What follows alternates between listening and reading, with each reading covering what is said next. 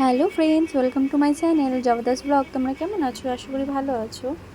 আর আমরা বেরিয়ে পড়েছি, অটো করে যাচ্ছি দমদম স্টেশনে। ওখান থেকে ট্রেন ধরবো।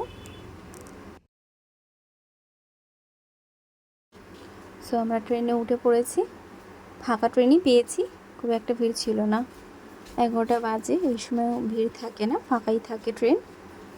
আমরা ট্রেনে করে এখন যাচ্ছি।